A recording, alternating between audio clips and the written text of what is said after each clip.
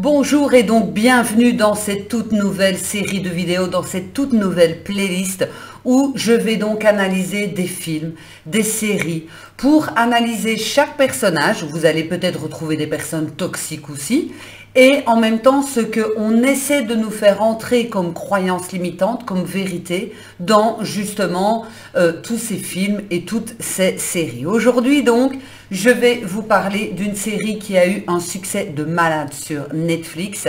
Une série basée forcément sur une histoire vraie, c'est le fameux Jeff Dahmer. Donc comme vous le savez, si vous avez vu la série ou pas, donc Jeff Dahmer est considéré donc comme un tueur en série. Il a tué donc 17 hommes entre 1978 et 1991. Donc fin des années 70.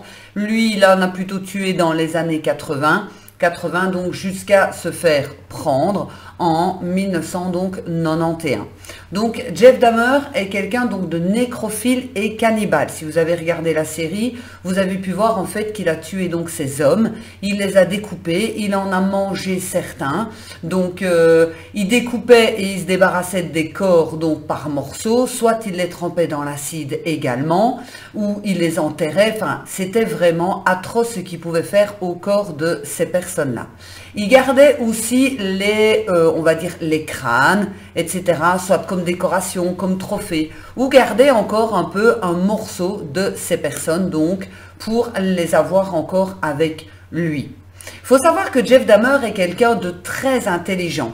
Très intelligent parce qu'à l'école, il réussissait relativement bien, mais c'était quelqu'un de très discret, donc, et peu bavard. Donc on va voir au fur et à mesure de cette vidéo, je vais donc aussi vous expliquer la différence entre quelqu'un qui est sociopathe et quelqu'un qui est donc psychopathe. Et on va pouvoir savoir si Jeff Dahmer est plutôt un sociopathe ou si Jeff Dahmer est plutôt un psychopathe. Très intéressant, et ça va vous permettre aussi de comprendre chez différentes personnes, tueurs en série, etc., vers quel profil est-ce qu'ils se dirigent, plutôt sociopathe ou psychopathe. Et dans les psychopathes, on va retrouver notamment les pervers narcissiques à différents degrés. Tous les pervers narcissiques ne sont pas des psychopathes, mais il y a beaucoup de ressemblances entre les pervers narcissiques et les psychopathes, ce que je vais donc vous expliquer tout à l'heure. Donc pour remettre un petit peu dans le bain, donc Jeff Dahmer, homosexuel, a tué 17 hommes, le plus souvent donc afro-américains ou étrangers, des personnes pauvres, donc la police ne s'inquiétait pas de trop de leur disparition. Mais commençons tout d'abord par l'enfance de ce fameux Jeff Dahmer. Donc une enfance assez compliquée avec une mère un petit peu bipolaire, très colérique, très caractérielle, un père absent, un père qui travaillait beaucoup, peut-être pour éviter cette vie de famille un petit peu compliquée, et un Jeff Dahmer laissé, je vais dire, à faire tout ce qu'il voulait, mais sans spécialement avoir d'amour, d'attention et d'attachement. Et là, c'est très important aussi à voir, c'est que toute notre construction émotionnelle se joue dans l'enfance. Et on peut avoir des problèmes d'attachement, donc dès l'enfance, et cela va encore se voir notamment dans l'âge adulte. Donc, votre façon d'appréhender les relations amoureuses, les relations sociales, c'est en rapport de ce qui a été construit durant votre enfance. Après, ne me faites pas dire ce qui n'a pas été dit. Je n'ai pas dit que parce qu'on avait une enfance difficile avec un problème d'attachement, on est automatiquement obligé de devenir tueur en série, psychopathe ou sociopathe. Bien évidemment. Mais ici, c'est vraiment pour remettre, en fait, dans le contexte par rapport à ce Jeff Dahmer. Le papa de Jeff Dahmer a d'ailleurs expliqué que Jeff Dahmer s'était fait agresser sexuellement à l'âge de 8 ans. Ceci pourrait éventuellement expliquer cela. Donc dès ses 10 ans, notre Jeff Dahmer adore en fait dépecer les animaux, blanchir les os et les disséquer pour voir comment fonctionne justement, enfin voilà, tous ces animaux, l'intérieur, le cœur, les intestins, etc. D'ailleurs, il faisait même cela avec son père. C'est pas parce qu'on dissèque des animaux et qu'on s'intéresse à l'anatomie que forcément on devient tueur en série. Ne me faites pas dire encore une fois ce que je n'ai pas dit. Ensuite, à l'adolescence, il se rend compte qu'il est plus attiré donc par les hommes que par les femmes. Il faut vraiment revenir dans les années 70, puisque adolescent, il est dans les années 70, où l'homosexualité était encore un sujet tabou et où on pouvait même dire qu'on avait un problème psychologique si on était homosexuel. Donc c'était très difficile pour ces jeunes hommes de pouvoir justement dire « Ok, je l'assume, je vais faire mon coming out par exemple, je suis homosexuel ». Mais lui, en plus de cela, non seulement il avait des idées d'homosexualité, mais il avait aussi dans ses fantasmes de mort et de viol sur des hommes. Ce qui là, on est tout à fait d'accord, on a dépassé le simple fait d'être homosexuel et ce problème d'acceptation de son homosexualité, puisque lui, il remet l'homosexualité avec fantasme de mort et viol, bien évidemment, sur les hommes ou sur les cadavres aussi. Jeff Dahmer était quelqu'un qui n'avait aucune ambition, quelqu'un qui ne gardait aucun travail, quelqu'un qui n'était pas vraiment intéressé par quelque chose et qui vivait sans vraiment avoir de projet. Tout être humain, pour se sentir bien dans sa peau, pour avoir un équilibre, surtout quand on est adolescent ou à la fin de l'adolescence, jeune adulte, on va se projeter dans sa vie future. On va se projeter peut-être marié, des enfants, un travail qu'on aime, un business, peu importe, mais nous allons avoir des projets. Et tout être humain qui n'a pas de projet risque de s'éteindre, mais lui, ce qui l'intéressait le plus, c'était ses fantasmes. Donc, si on prend l'idée donc avec Freud, qu'il y a donc, on a tous des fantasmes avec différentes pulsions, pulsions de vie, pulsions de mort,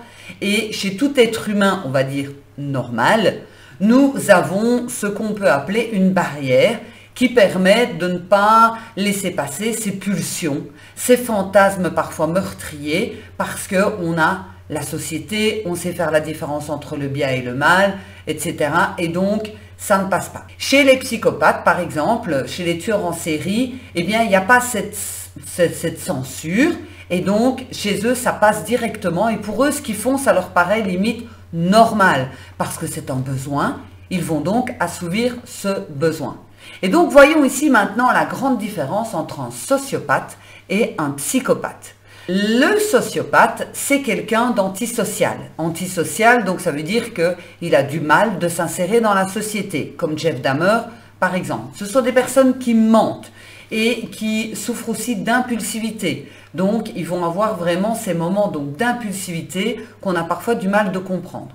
Ce sont également des manipulateurs et ils ont des comportements à risque pour eux et aussi envers les autres. Ça veut dire qu'ils pourraient très bien rouler à des vitesses excessives, donc pulsions de mort. Je vous ai dit, on a tous des pulsions de vie et des pulsions de mort. Et le sociopathe, il a plus de pulsions de mort que de pulsions de vie.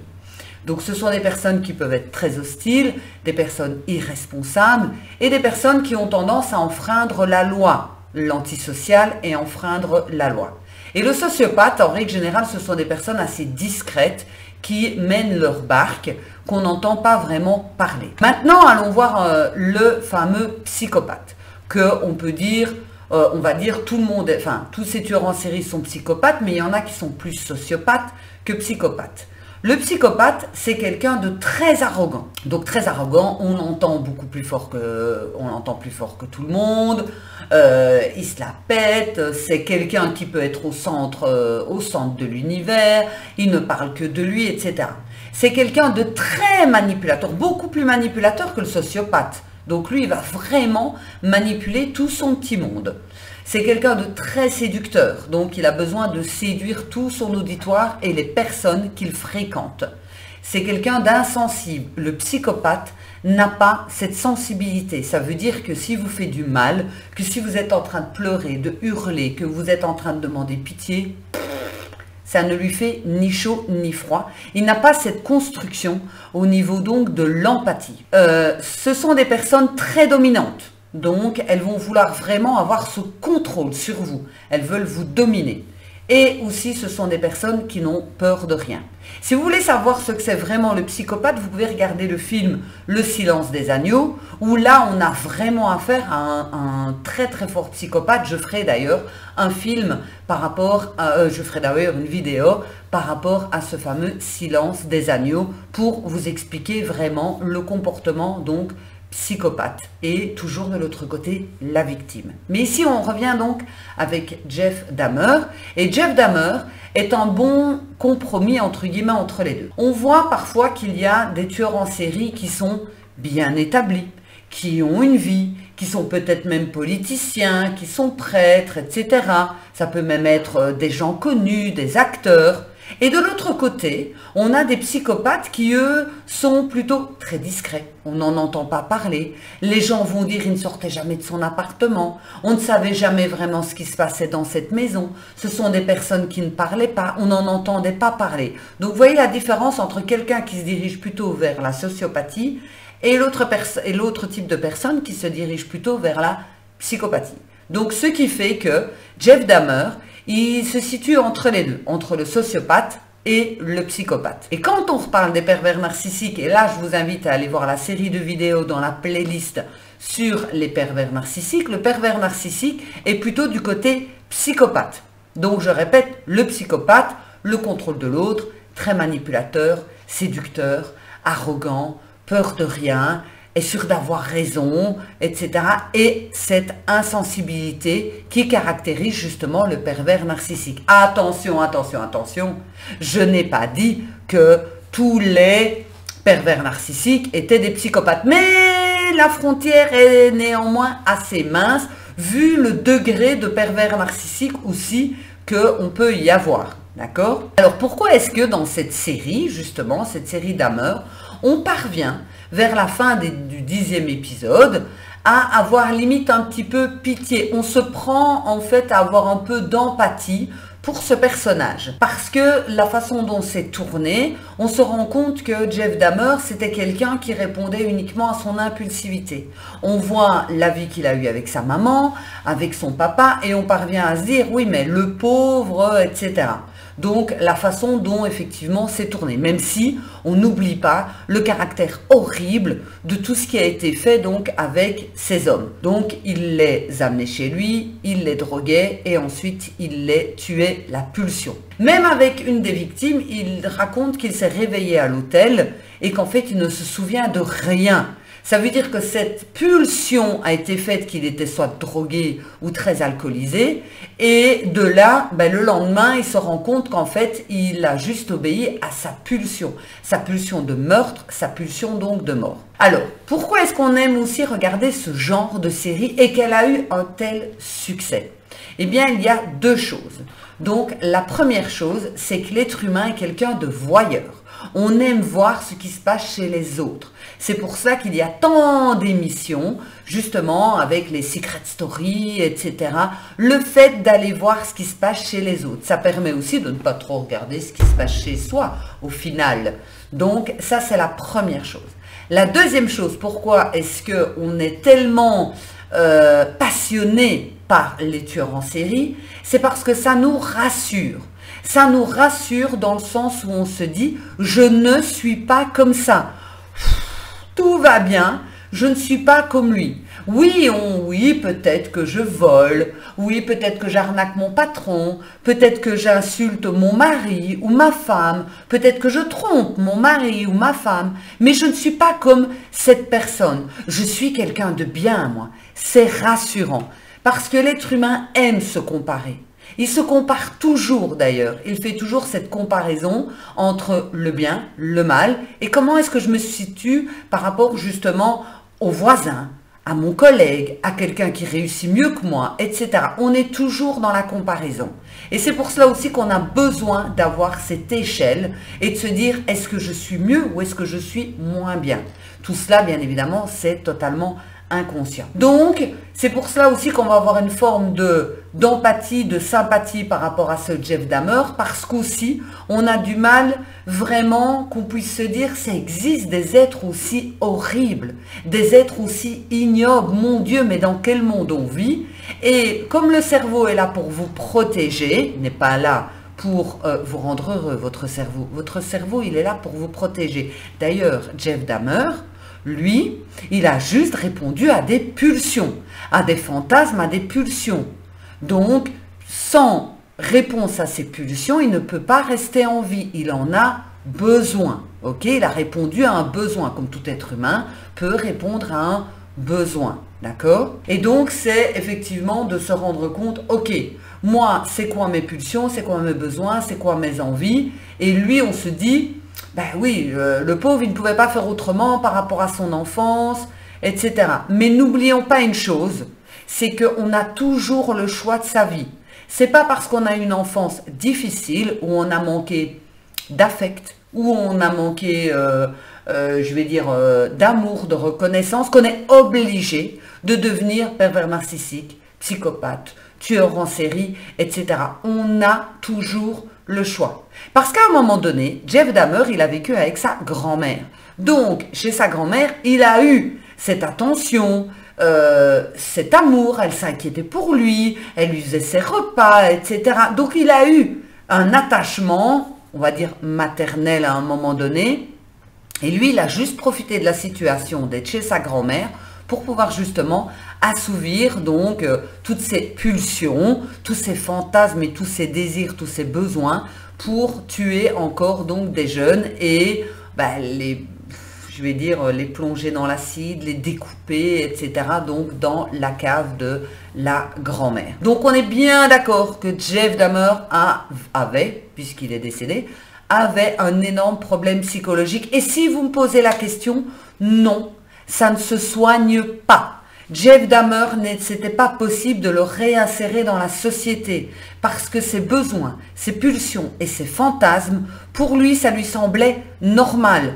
C'est moi, j'ai envie d'allumer une cigarette, je vais au magasin, j'achète un paquet de cigarettes et je m'allume ma cigarette. Jeff Dahmer fonctionne exactement de la même façon par rapport à ses pulsions sexuelles et ses pulsions donc de mort, de viol, etc. Donc il n'aurait pas été possible de le réinsérer dans la société. Donnez-moi un petit peu votre avis, si vous avez regardé la série, ce que vous en avez pensé par rapport justement à mon analyse également. Et dites-moi aussi si vous aimez ce nouveau format dans cette toute nouvelle playlist.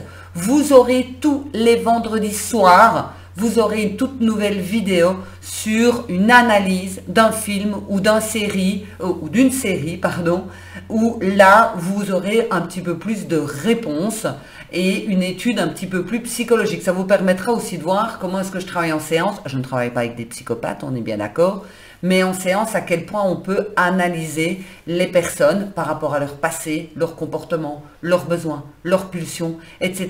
pour comprendre l'être humain dans toute sa complexité. N'oubliez pas de vous abonner et de partager cette vidéo, ça me fait toujours un grand plaisir et je vous souhaite une excellente journée, une excellente soirée. À bientôt.